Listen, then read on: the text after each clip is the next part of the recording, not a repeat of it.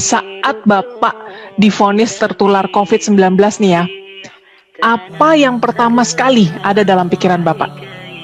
Baik-baik saja. Jadi maksudnya saya sangat-sangat pede karena pada waktu itu ya. Jadi ini perhatikan perjalanan kepedean saya gitu. Nah, ada pede, nanti tidak pede, nanti pede lagi. Nah itu tidak percaya diri. Nah itu kenapa pede? Karena based on statistik. Jadi sebelum terjadi kena itu saya mempelajari statistik. Oh, kalau below 50 terus kemudian itu 99,sekian% sehat.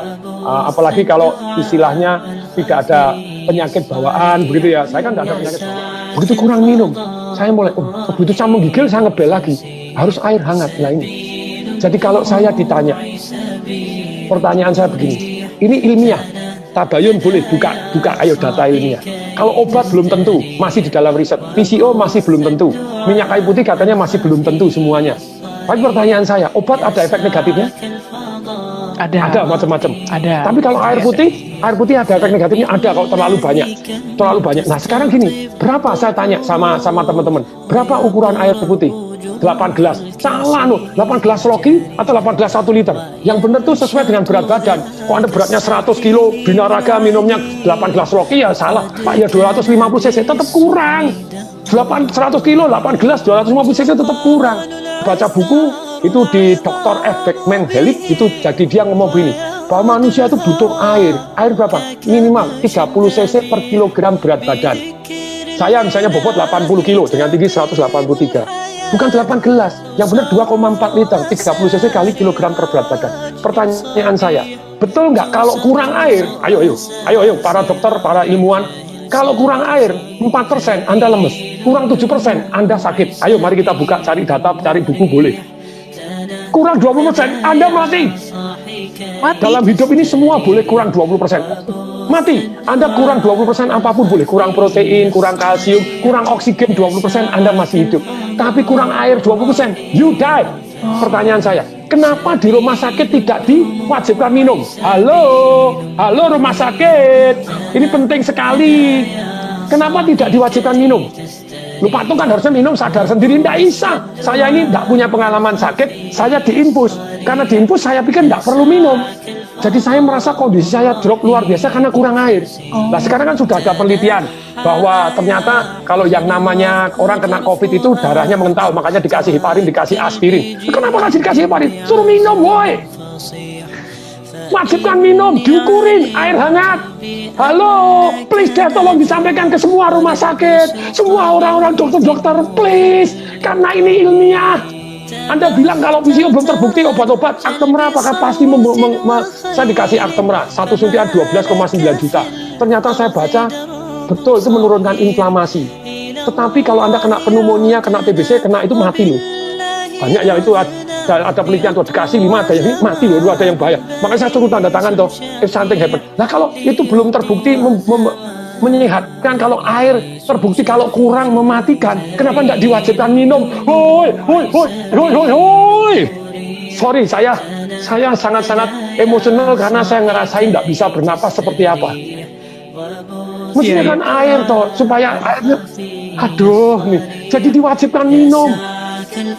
Jadi wajib, halo, diukurin, wajib minum, ayo minum sedikit, 100 cc air hangat, 100 cc air hangat. Anda tidak percaya, perhatikan, kalau Anda lagi demam panas, Anda minum air hangat langsung, Anda terus keringetan, diukur, langsung suhunya turun. Iya. Coba, kalau ini sudah terbukti menyembuhkan, kenapa kok tidak diwajibkan? Wajibkan, boy. Saya sangat-sangat gemes ini, semoga ini jadi viral, tidak apa-apa. Jadi amin. Diwajibkan. Jadi jangan obat doang, jangan infus doang. Kalau memang kurang harus wajib dijamin. Sekian minum sudah belum, diukurin, diiniin, kasih air hangat. Nah kan tubuhnya jadi darahnya jadi mengalir lebih lancar. Terbukti. Wajibkan dong, minum. Lebih kemungkinan sehat lebih tinggi daripada Anda tidak perhatian terhadap mereka minum nggak. Ketika orang lemes, gini diinfus terus kemudian tidak minum, lah ya kasihan toh ya. Nanti dites darah tidak keluar dianggap darahnya mengental. Setelah mengental dikasih heparin, dikasih aspirin. Aduh, suruh minum. Wajib. Minum air putih hangat ya. Air putih hangat itu yang paling penting ya, Pak Atung ya. Dan ukurannya 30 cc per kilogram berat badan. Karena tadi kalau air terbukti penting, kenapa tidak diwajibkan minum air? Pernapasan penting, kenapa tidak diwajibkan?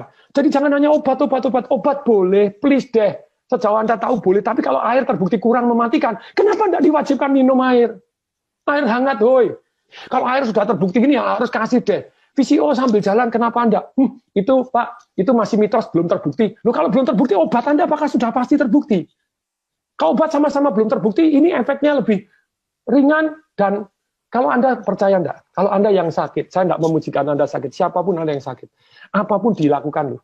Suruh minum obat ini, nanti kalau kemungkinan mati ya daripada ini ya batik sungguhan ya apa ya suruh apa ini. Lah kalau VCO kan baik-baik gitu ya, kenapa enggak gitu loh. Jadi ada penelitian bahwa ternyata orang yang gembira itu megahertznya tinggi, orang yang marah megahertznya rendah, dan orang yang megahertznya rendah kena sakit macam-macam.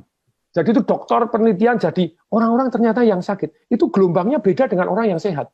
Nah kalau orangnya supaya gelombangnya naik, nah itu ada perasaan bersyukur, penuh harapan, terus kemudian juga nyanyi-nyanyi, itu nyanyinya tentu saja nyanyi yang gembira, nyanyi yang sedih-sedih gitu. Terus kemudian ketawa tanpa sebab. Sekarang hati yang gembira, boleh kok ayo tabayun kepada saya buka-bukaan zata gitu ya. Kenapa nggak diwajibkan? Yo, kenapa nggak diwajibkan kalau ternyata secara ilmiah terbukti bahwa menaikkan imun sistem dan megahertznya tinggi, energinya tinggi. Kenapa diwajibkan? Nyanyi bareng, ayo nyanyi walaupun pakai masker ini, nyanyi nonton video lawak, itu diwajibkan. Kan itu cost nothing. Kalau diperkenankan Tuhannya. Misalnya saya diperkenankan kasih saya panjang umur dan sembuh dari penyakit ini. Tapi kalau saya harus diambil, izinkan ya, diambil dengan gembira. Harus protokol kesehatan. Ya, iya. Itu dari saya. Iya. Baik Pak Tung, terima kasih banget Pak sudah mau sharing sama Tagar TV. Sehat terus Bapak, dan semoga kisah ini bisa memotivasi mereka yang sedang berjuang melawan corona ya Pak ya. Ya. Salam dahsyat. Salam dahsyat.